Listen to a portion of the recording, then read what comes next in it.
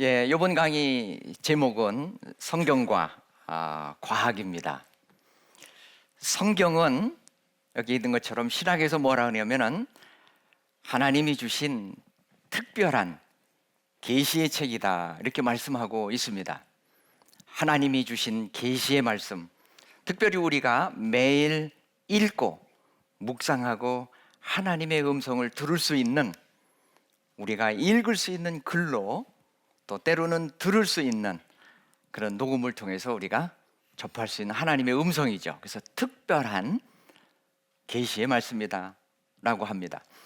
그런데 성경책 말고도 하나님의 계시를 우리가 알 수 있는 또 하나의 책이 있다는 것입니다. 그래서 여기 있는 것처럼 일반 계시, 누구나 성경을 믿지 않는 사람도 성경이 없는 사람도 하나님의 음성을 들을 수 있는 계시의 말씀이다. 그래서 일반 계시라고 신학에서는 말하죠. 그게 뭐겠습니까? 자연이라고 그러죠. 자연.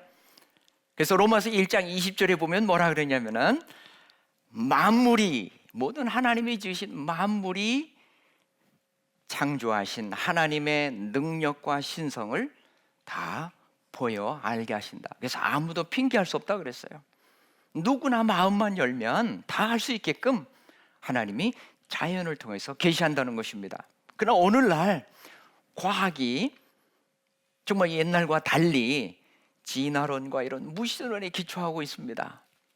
특히 교과서에서 우리 젊은이들에게 모든 우주 만물은 빅뱅을 통해서 저절로 생겼고, 심지어는 이렇게 고상하게 하나님이 지으신 인간과 모든 생물들도 저절로 지구에 출현한 한 원시 생명체가 오랫동안 진화해서 저절로 인간이 되고 다양한 생물로 됐다고 가르치고 있고, 이것이 엄청난 신앙과 또 복음을 전하는데 장애가 되고 있다는 것입니다. 뿐만 아니라 성경에 엄청난 권위를 도전하고 있다는 것입니다. 그래서 창조 과학이라는 것이 생긴 것입니다. 이제 과학 시간에 진화론만 배우니까 하나님이 창조한 것은 그건 뭐 성경에서도 볼 수 있는, 그리고 뭐 기독교인들이나 믿는 뭐 신화 같은 얘기. 그래서 실제로 신화설이라는 것이 가장 많은 사람들에게 받아들여지고 있는 것입니다.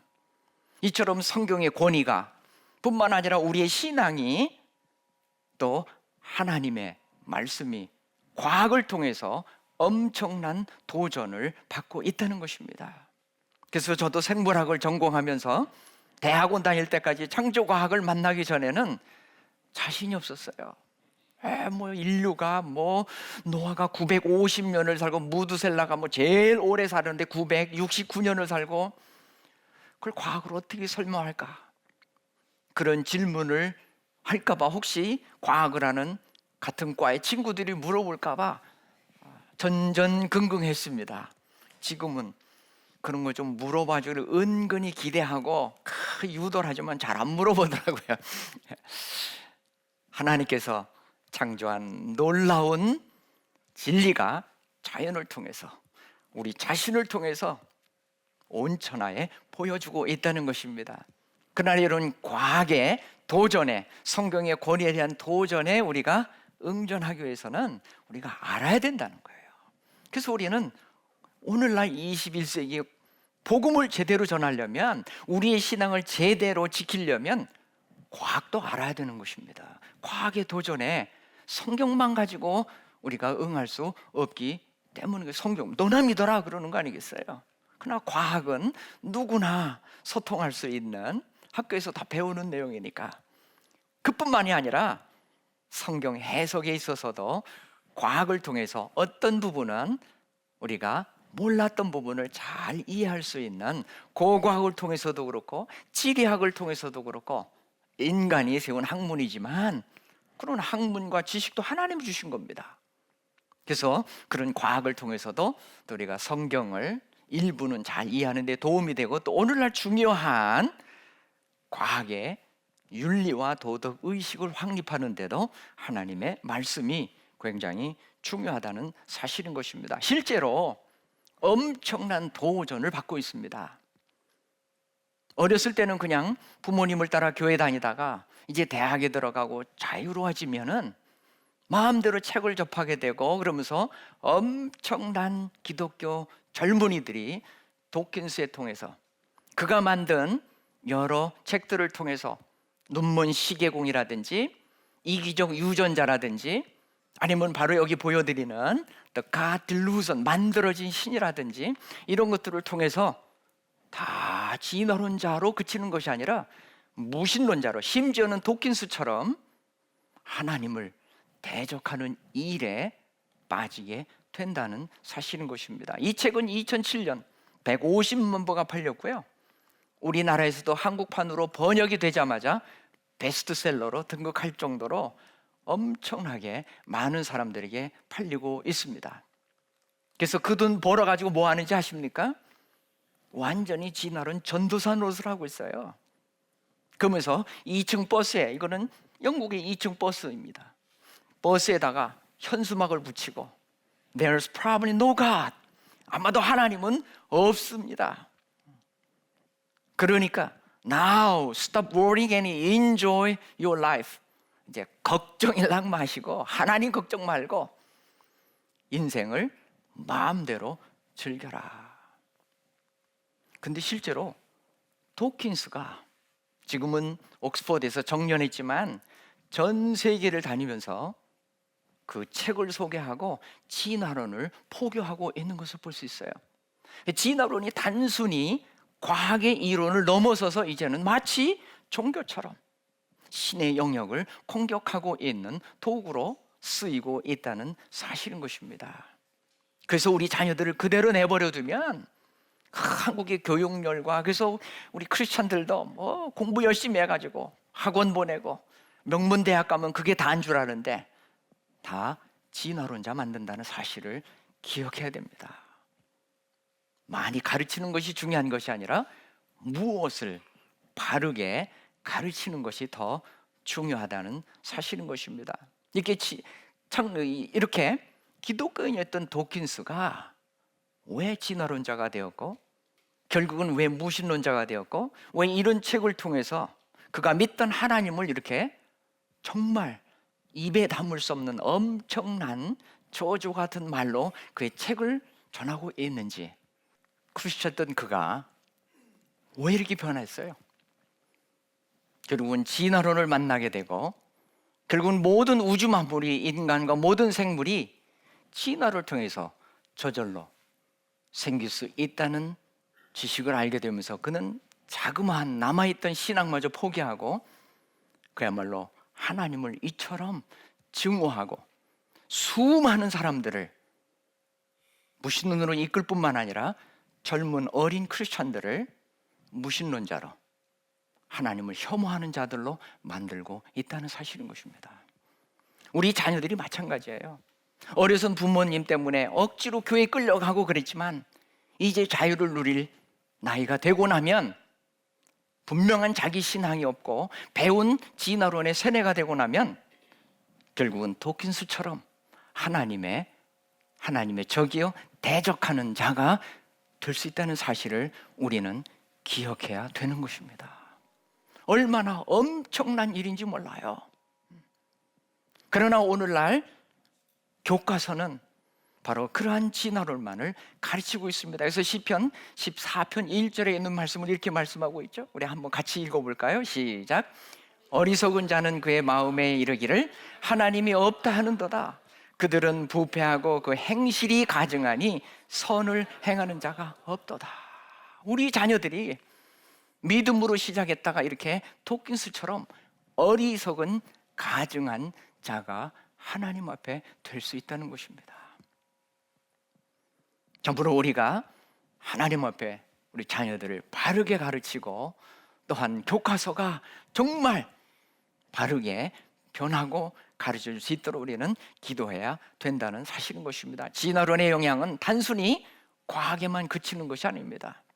정치, 경제, 사회, 모든 학문 분야의 사회 모든 구석구석에 진화론은 이처럼 영향을 미치고 있습니다. 그래서 신학은 그런 진화론을 받아들이려는 많은 움직임이 있습니다. 이것을 자유주의 신학이라고 말하죠. 그런데 오늘날 성경보다는 진화론의 영향으로 과학을 더 신뢰하는 이런 시대에 우리가 살고 있다는 사실입니다. 진화론은 교육을 통해서 엄청난 영향을 미치고 있습니다. 만약에 진화론만 10년 이상 배우게 되면 모두가 진화론자가 됩니다. 왜냐하면 한 가지 이론만 10년 이상 배우면, 마치 공산주의만 10년 이상 배우면 모두가 다 공산주의자가 되고 공산주의의 세뇌가 되듯이 진화론만 배우면 바로 그런 세뇌 현상이 온다는 것입니다. 뿐만 아니라 진화론만 오늘날 교과 과정처럼, 과학이라는 것은 다양한 설과 이론이 가능합니다. 창조론 말고도. 그러나 기원에 관해서는 진화론만 가르치는 거예요.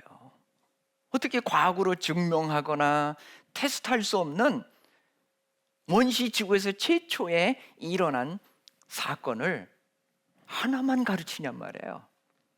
참으로 이상하지 않습니까? 그러나 아무튼 교육에서 진화론만 가르침으로 인하여 결국은 다 진화론자가 되고 진화론의 세뇌가 되고 결국은 과학의 가장 중요한 비판과 논리적인 사고를 하지 못하도록 기원과학은 이처럼 우리 자녀들에게 부정적인 교육학적 영향을 미치고 있다는 것입니다. 이런 것들은 단순히 교육이나 학문이나 과학의 영역에서만 그치는 것이 아니라 바로 아까 말씀드린 것처럼 신학에 영향을 미치고 결국은 그 신학에 영향을 받은 교회에도 엄청난 영향을 미친다는 사실입니다. 그래서 유럽 교회들이, 그야말로 독일 교회들은 종교개혁을 끌어갔던 교회들이고 말해요. 그 외에 영국은 전 세계에 선교사를 파송하며 기독교를 전 세계에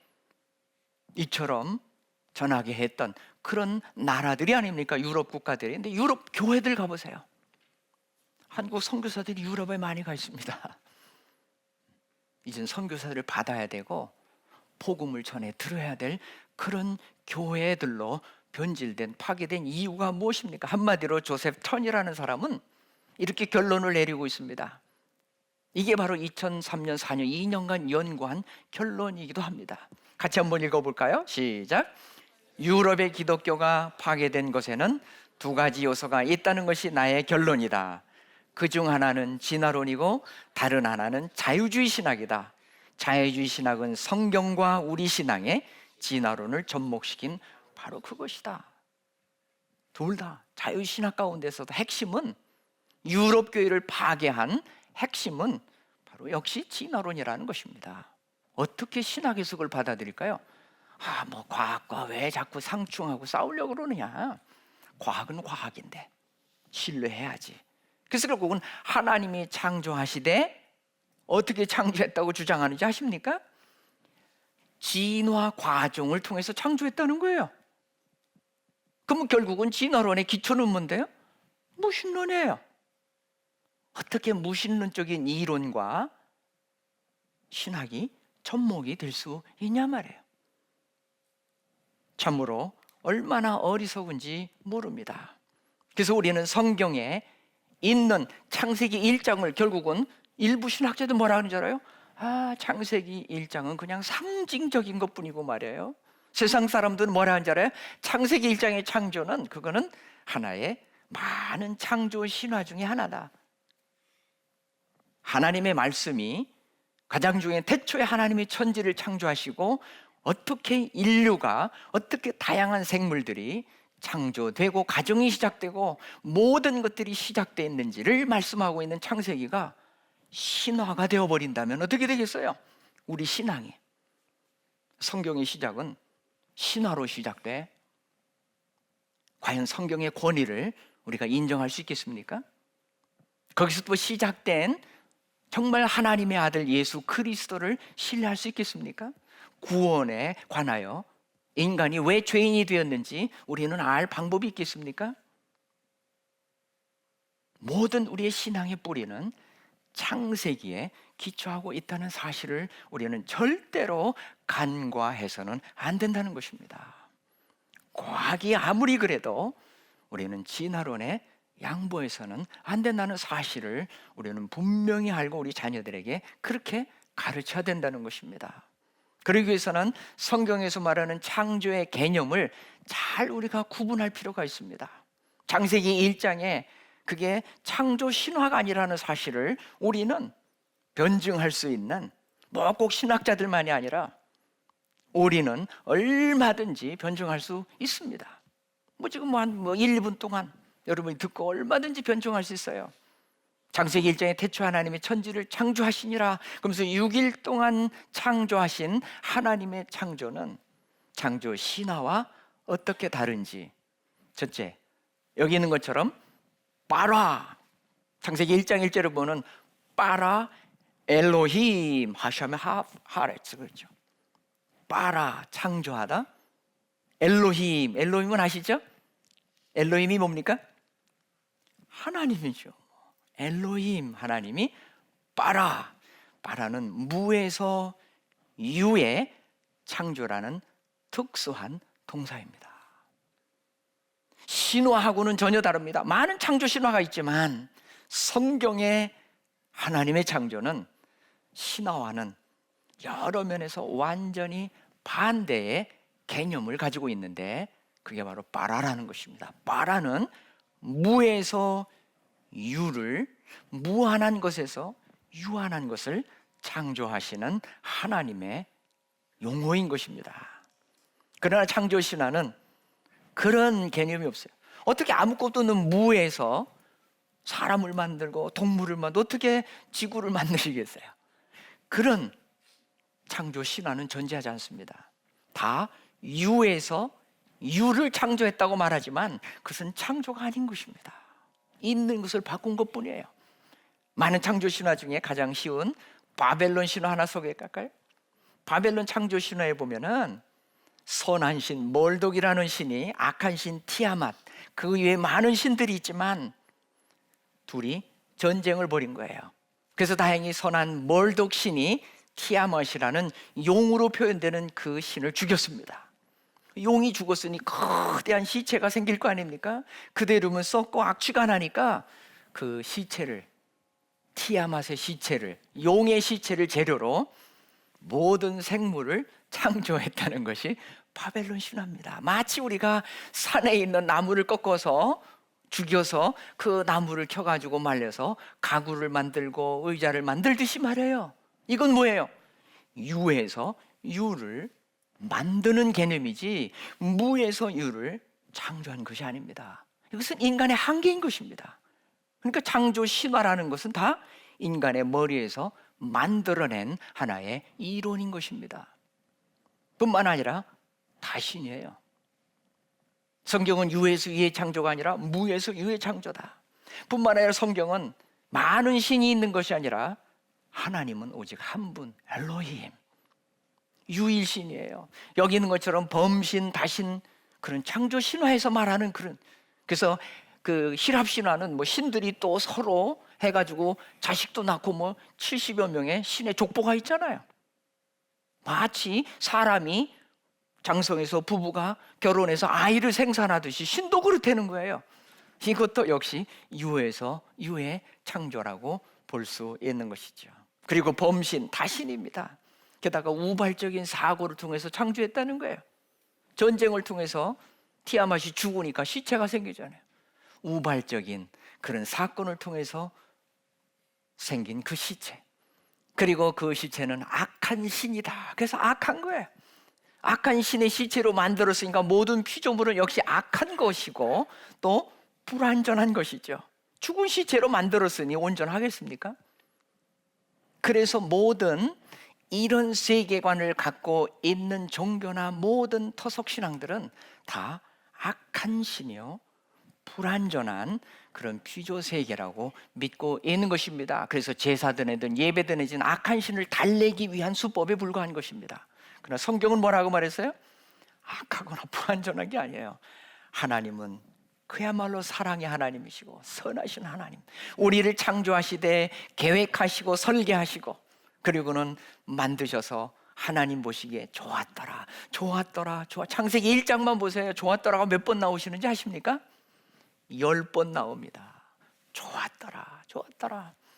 작은 생물 하나 만들어 놓고도 좋았더라. 하나님의 형상으로 인간을 만드신 후에는 좋았더라. 그러면서 인간을 향하여 내가 만든 모든 피조물들은 너희들 다스리라, 관리하라. 우리를 하나님의 형상으로 지으실 뿐만 아니라 그런 놀라운 사명을 주셔서 하나님의 피조계를 다스리도록, 그래서 하나님의 놀라운 지혜를 우리에게 주시고 인간만이 갖고 있는 놀라운 능력을 주시고 하나님과 교제할 수 있는 영적인 존재로 창조하신 것입니다. 이걸 진화론에서 찾을 수 있어요? 다른 창조 신화에서 찾을 수 있습니까? 그런 신화는 존재하지 않습니다. 오직 하나님의 말씀만이, 창세기만이 우리에게 하나님의 그런 창조를 말씀하고 있다는 것입니다. 이것을 왜 우리가 진화론 때문에 포기해야 됩니까? 어떻게 진화를 통해서 그런 하나님의 창조를 말할 수가 있겠습니까? 뿐만 아니라 두 번째로 아싸라는 개념이에요. 2장 3절에 하나님이 그 빠라 하시며 창조입니다. 빠라 하시며 그 아싸 만드시던 모든 일을 마치셨다. 흙으로 사람을 빚으시고 그 안에 생명이 되게 영을 풀어놓으신, 빚으실 때는 아싸라고 말하십니다. 모든 동물 흙으로 빚으실 때 하나님이 있는 흙을 가지고 빚으시니까 아싸예요. 그러나 그들이 생명이 되게 하시고 그들에게 생명이 되게 하신 것은 빠라라고 말씀하고 있는 것입니다. 이처럼 성경은 신화에서 말하는 유에서 유를 빚으시고 만드는 것은 아싸라는 동사를, 특별히 하나님만이 하시는 무에서 유의 창조를 빠라라고 아예 구분하여 다르게 표현을 하고 있다는 사실인 것입니다. 성경은 이처럼 아주 철저하게 기록을 하고 있다는 것입니다. 마지막 세 번째는 민이라는 말입니다. 민, 이게 굉장히 진화론과 구분하기 위해서 중요한 개념입니다. 다 히브리어지만은 민, 종류대로라는 히브리어입니다. 영어로는 kinds by kinds라고 그랬습니다. 그러면 진화론 이제 당장 질문합니다. 야, 모르는 소리 하지 말아라. 종 안에서 햇빛만 바꿔줘도, 스펙트럼만 바꿔줘도 금방 새로운 종들이 만들어지는데 무슨 진화가 안 일어나고 무슨 종류대로 창조했다고 말하느냐? No. 진화론자들이 말하는 스피시스, 종하고 성경에서 말하는 민, 카인드는 전혀 다른 의미인 것을 우리는 알아야 됩니다. 속아서는 안 돼요. 분명한 것은 하나님이 창조하신 종류가 있다는 것입니다. 그래서 창세기 1장에 보면은 6일 동안 창조하시되 종류대로 역시 10번 강조하고 있습니다. 종류대로. 그게 진화론에서 말하는 스피시스, 종은 아니에요. 그러나 하나님이 창조하신 그 종류 안에서 다양한 적응과 돌연변이와 변이를 통하여 다양해질 수 있는 것입니다. 그래야만 생존이 가능한 것입니다. 진화론자들에게 물어보십시오. 그들에게 진화의 증거가 있으면 제시해봐라. 지금 진화의 증거가 있으면, tons of 증거가 있다. 수천 수만의 증거가 지금 당장 줄 수 있다. 하나만 대라. 그럼 뭐라는지 알아요? 다윈의 핀치새만 봐도 부리가 변하고 섬마다 환경이 변하니까 변하지 않느냐, 진화하지 않느냐. 그래서 다윈의 핀치새가 뭐가 됐어요? 부리가 변한 핀치새가 됐지. 아니, 핀치새가 핀치새 된 거 말고 다른 새가 된 거, 혹은 핀치새가 진화를 통해서 다른 동물이 된 증거가 있으면은 뭐 턴스 하지 말고 수천 수만 말하지 말고 한 개만 대라. 한 개? 새가 아니고 다른 동물로 진화한 증거가 하나만이라 있으면 대봐라.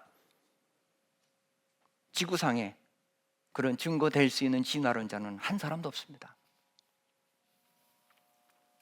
하나님이 창조한 범위 안에서 자기들 멋대로 종이라는 개념을 만들어가지고 그 안에서 종분화라고 그래서 이것이 진화라고 말해요. 꼭 진화를 붙이고 싶으면 소진화예요. 그 이상에 뛰어넘는 어떤 원숭이나 고릴라나 다른 동물이, 하등한 동물이 인간으로 진화되는, 다른 새 하나가 다른 새로, 다른 동물로 진화하는 어떤 증거도 없다는 것입니다. 그런 증거를 여러분들은 아십니까? 어떤 생물학자도, 어떤 진화론 석학자도, 도킨스도 그런 증거는 없습니다. 이걸 우리가 분명히 알아야 됩니다.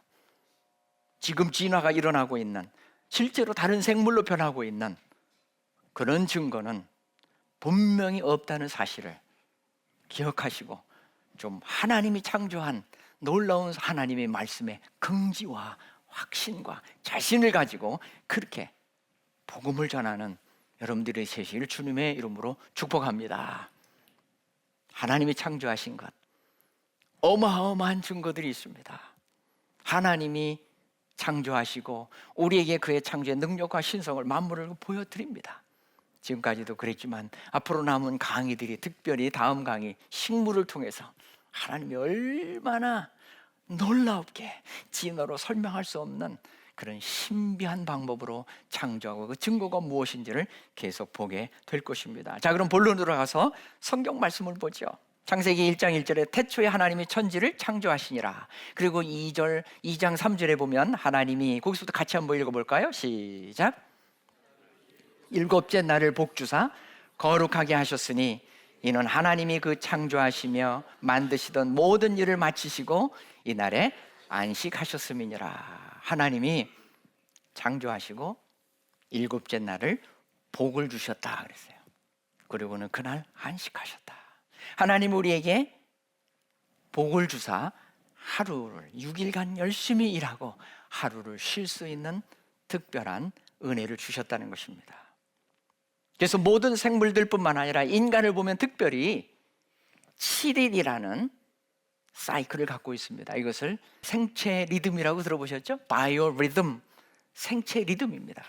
이것은 누구도 깨트릴 수 없습니다. 인간의 생체 리듬은 호르몬, 적혈구, 혈압, 심장박동, 소변의 양과 성분, 면역체, 심장박동, 우리의 모든 대사 속에 7일을 주기로 하여 변한다는 사실인 것입니다. 그것을 어기면 면역 능력이 떨어집니다.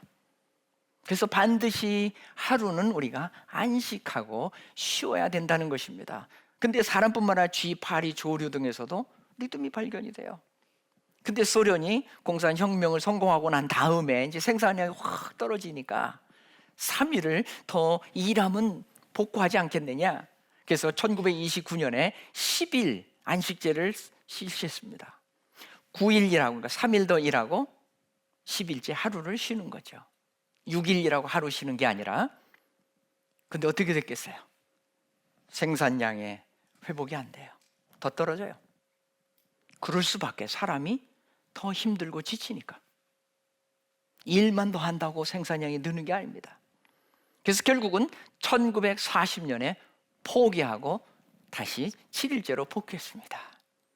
성경을 믿든 안 믿든, 하나님을 믿든 안 믿든 전 세계가 바로 7일제를 가지고 있는 이유가 어디 있겠습니까? 하나님이 우리를 그렇게 창조하신 것입니다. 누가 가르쳐서가 아니라 역사를 통해서 그것을 거슬려 보고 했지만, 그러나 결국은 우리 리듬에 맞춰 다시 복귀할 수밖에 없었던 것을 통해서 우리가 할 수 있습니다. 창세기 3장 20절에 보면 우리가 어디서 왔는지를 잘 말씀하고 있습니다. 같이 한번 읽어보실까요? 시작. 아담이 그 여자의 이름을 하와라 하였으니 모든 산자의 어미가 되었다. 우리 인류의 시작은 하나님의 형상으로 창조하신 바로 아담과 하와입니다. 그러나 진화론에서는 뭐라고 말하고 있는지 알아요? 지나가는 학생들에게 물어보세요. 네가 어디서 왔냐? 기독교인이 아닌 애들은 별소리 다 할 겁니다. 오스트랄로피테쿠스, 자바인, 그냥 유인을 했어요. 원숭이. 하나님의 형상으로 창조된 인간이 하나님을 잃고 나면 어디서 그의 기원을 찾겠습니까? 당연하죠. 자기와 가장 비슷한 원숭이나 고릴라, 침팬지에서 찾을 수밖에요. 그러면 인간이 정말 그런 하등한 동물에서 진화가 되었습니까? 그렇다면 얼마나 우리는 비참한 존재예요. 그러나 교과서에서는 오스트랄피테쿠스에서부터 자바인, 호모 이렉투스라고 직리본인 거쳐서 호모 사피엔스, 지금의 크로마뇽인 지금의 인류로 진화했다고 그렇게 가르치고 있습니다. 그래서 진화는 각 지역에서 다발적으로 일어났다. 이것을 다지역 기원설이라고 말합니다. 그러나 실제로 과학이 발달하고 이제 21세기에 유전공학 시대, 이제 우리 몸에 있는 DNA를 분석해서 게놈 프로젝트가 2003년 완성됐잖아요. 이런 연구법으로 1980년 세계적인 권위 잡지인 네이처지에 나온 논문을 보시면은 칸과 윌슨이라는 사람은 전 세계 147명의 미토콘드리아에 있는 DNA를 연구해서 비교해 봤습니다. 미토콘드리아는 어머니 난자만을 통해서 우리가 물려받게 됩니다. 유전됩니다. 그래서 그 변화를 비교해 보면 바로 직계로 유전이 되니까 교잡이 안 열어지고 쉽게 계통을 연구할 수 있습니다. 조사해 보니까 결론은 모든 인류는 한 여성의 미토콘드리아 DNA를 물려받았다는 것이 결론입니다. 오늘 생물학에 거의 정설이 되어가고 있습니다. 다양한 모든 인류가 흑인, 백인 할 것 없이 한 여인의 미토콘드리아를 물려받았다는 사실인 것입니다. 우리의 어머니는 하나라는 것입니다. 인종에 관계없이 다양한 인종의 변화가 있지만 그러다 보니까 남성을 통해서 정자를 통해서 유전되는 게 또 하나 있어요. 그게 뭡니까? Y 염색체, 성염색체, 그죠? Y 염색체는 남자가 되잖아요. Y 염색체의 변화를 연구해서 조사해 보니까 1995년에 역시 네이처지에 게재가 됐습니다. 해머라는 사람이 연구했죠. 역시 우리의 아빠도 한 아빠의 유전자를 물려받은 것이 사실이라는 사실, 결론을 맺게 되었던 것이, 이것을 Y 크로모솜설이라고 그래요. 미토콘드리아를 보든지 어머니의 계열을 보든지 아빠의 유전 계열을 보든지 인류는 한 엄마 아빠의 후손이다. 성경 말씀 뭐 문제 있나요? 아담과 하와가 우리의 인류 조상이요 하나님이 창조하신 모든 인류의 어미와 아비라는 사실인 것입니다. 창세기 17장 10절에 보세요. 너희 중 남자는 다 할례를 받으라. 이것이 나 맺은 노아의 언약이다. 12절에 보면 할례를 주되 난지 며칠 만에 할례를 주라고 그랬나요? 8일 만에 할례를 주라 그랬습니다.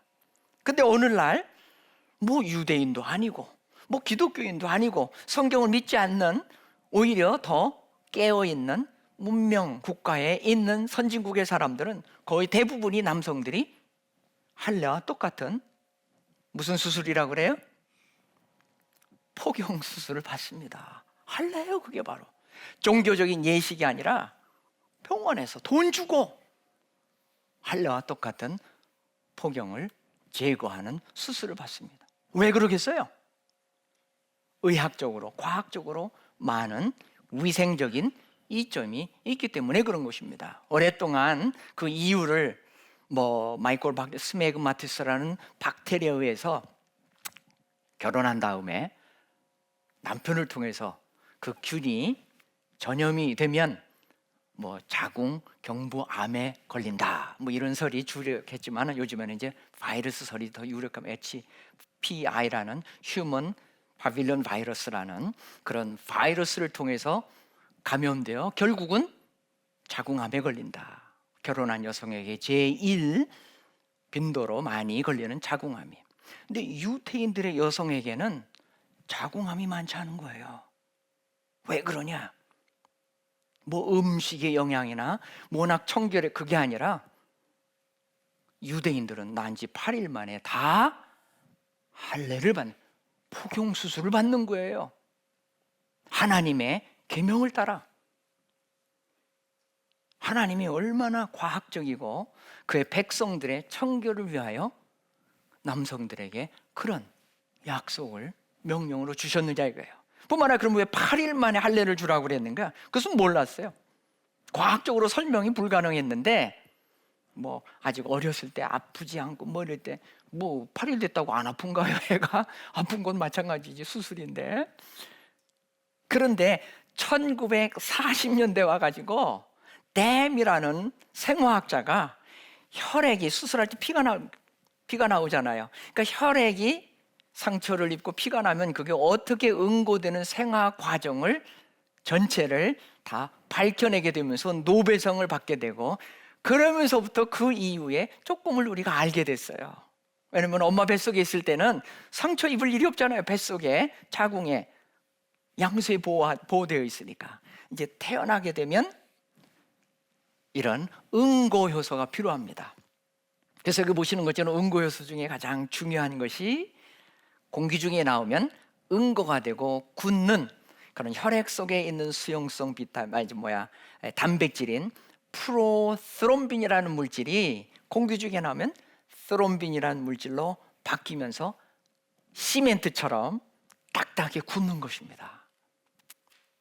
그래서 응고가 되는 거예요. 그래서 균이 못 들어가고 피가 멎고 상처가 아무는 거예요.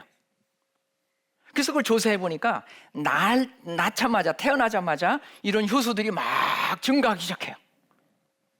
근데 8일이 되는 그 순간 이 효소들이, 응고 효소들이 피크를 이룹니다.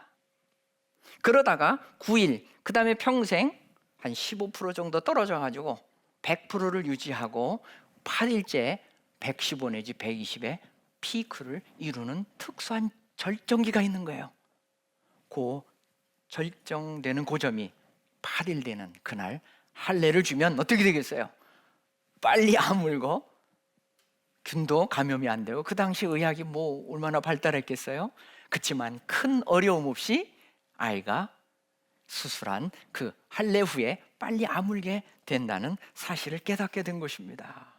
얼마나 하나님께서 놀라운 배려를 하셨는지 몰라요. 창세기 3장 30장 20절에 보면 이제 야곱이 다 장성하고 아들도 이제 다 갖게 되고, 그래서 고향으로 돌아가려고 장인에게, 라반에게 말하지 않습니까? 나 이제 고향 돌아갑니다. 가나안 땅 돌아갑니다.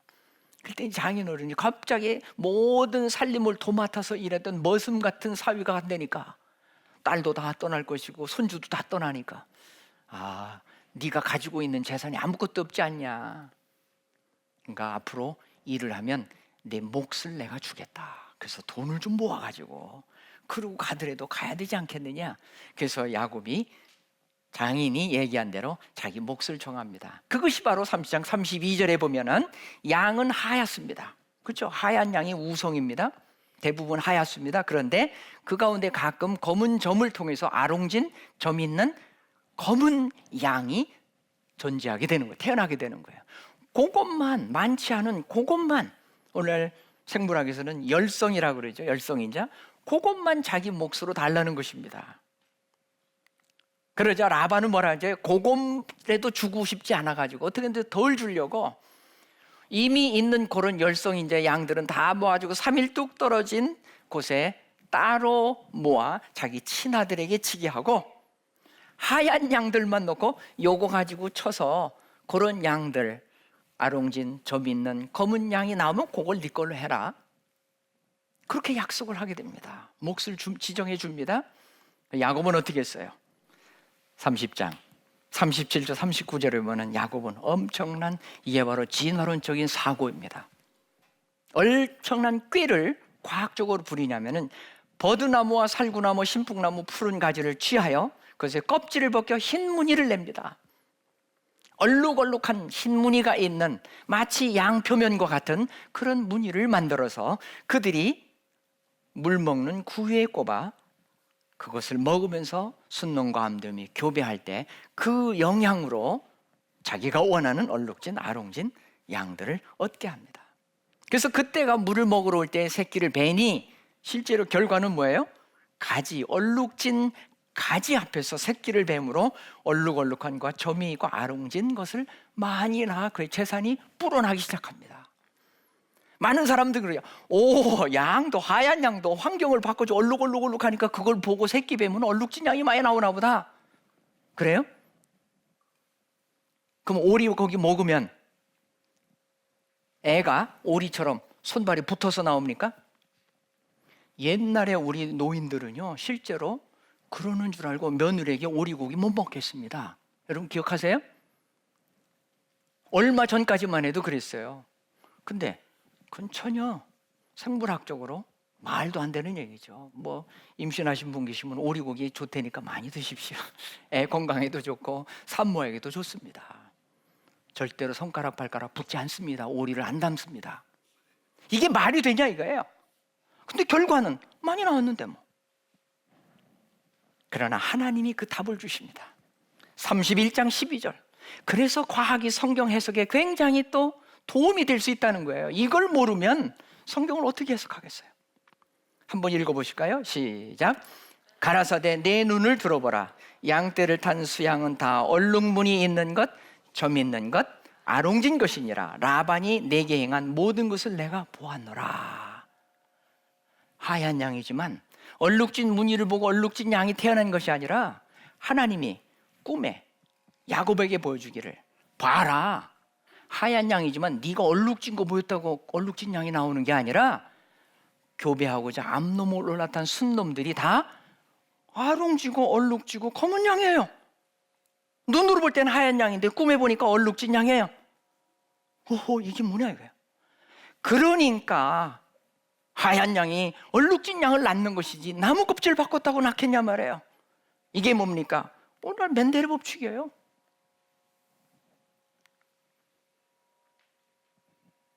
완두콩에 형질을 7가지로 나눠 우성과 열성으로 발견했지 않습니까? 양 완두콩은 이처럼 이런 퍼플, 자주색이 있고 흰색이 있습니다. 교배하면 1세대는 자주색 꽃만 태어납니다. 그러나 2세대에 가면 그 속에 숨어있던 열성인자인 흰색이 태어납니다. 이게 뭐예요? 분리의 법칙이라는 거예요. 1859년에 발견했던 50년 동안 진화론자들에서 사장됐다가 20세기에 새로 발견된 멘델의 법칙인 것입니다. 그 안에 유전자가 그런 형질이 있다는 것입니다. 보세요. 시편 139편 16절에 보면은 내 형질이 이루기 전에 주의 눈이 보셨으며 나를 위하여 정한 날이 하나도 되기 전에 주의 책에 다 기록되어 있다. 손으로 기록된 것이 아니라 하나님이 자연에 기록해 놓으셨다 그랬잖아요. 그래서 자연을 하나님이 주신 2권의 책 중에 하나라고 말씀하고 있잖아요. 이게 뭡니까? 바로 DNA라는 것을 2003년에 우리 몸에 4만 개 유전인자, 형질을 결정 유전인자가 있는데 30만 쌍의 유전인자가 DNA에 정확하게 기록이 되어 있기 때문에 우리는 그런 형질을 부모로부터 물려받게 되는 것입니다. 허공에 떠 있는 지구, 이제 생물학 얘기를 했으니까 몇 가지만 좀 소개하겠습니다. 우주에 떠 있는 지구 얼마나 아름답습니까? 그러나 욥기 27장 7절 8절에 보면은 벌써 과학이 시작되기도 전에 16세기에 지동설이 등장했지만 그러나 성경은 천동설을 주장하는 어떤 성경도 없습니다. 오히려 하나님은 벌써 수천 년 전에 욥을 통하여 북편 하늘을 허공에 펴시고 땅을 공간에 덩그렇게 매 다루셨다고 말씀하고 있는 것입니다. 18세기에 뉴턴이 만유 인력의 법칙을 통해서 겨우 설명이 가능했던 그런 엄청난 진리를 하나님은 욥을 통하여 하나님이 이 지구를 허공에다 덩그렇게 매두셨다는 거예요.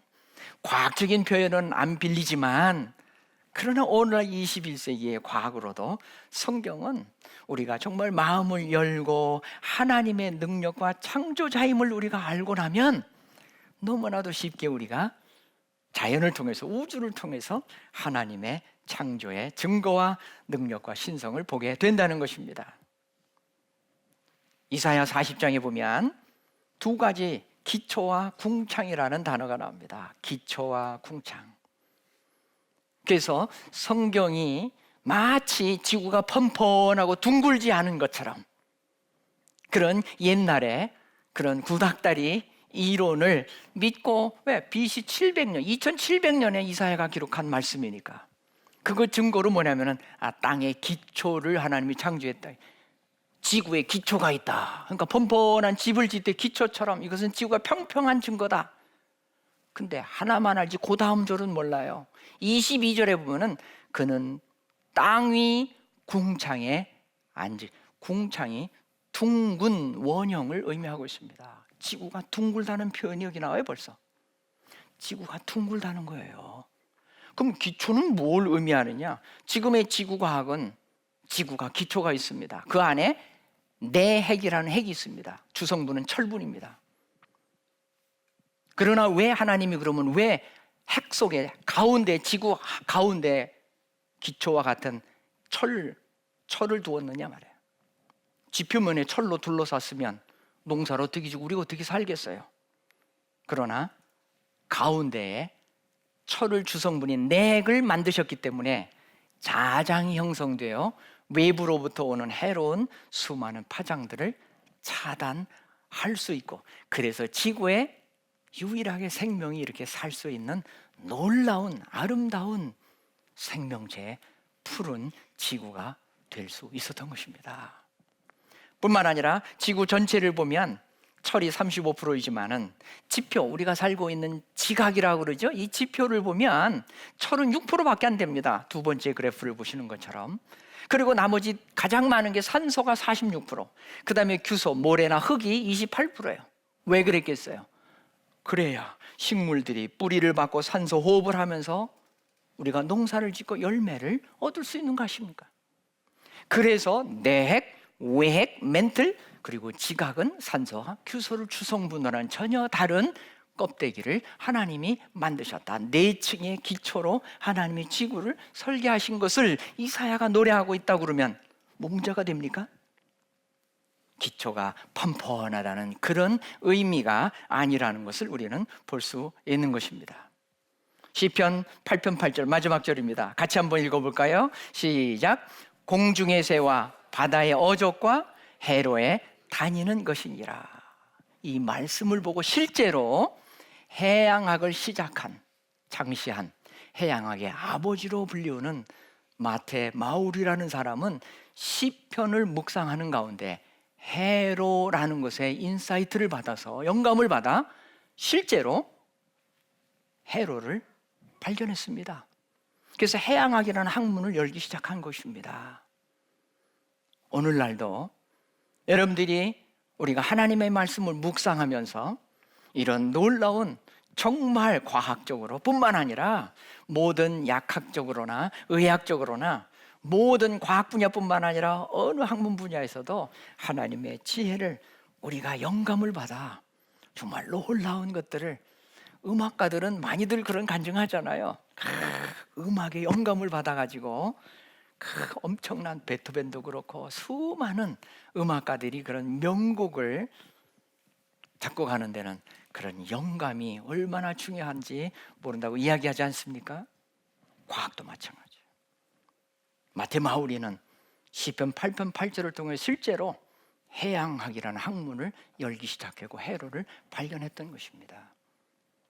3000년 전에 기록된 시편의 말씀이 1860년에 해양학을 열게 하는 놀라운 하나님의 영감의 말씀이었다, 계시의 말씀이었다는 것이에요.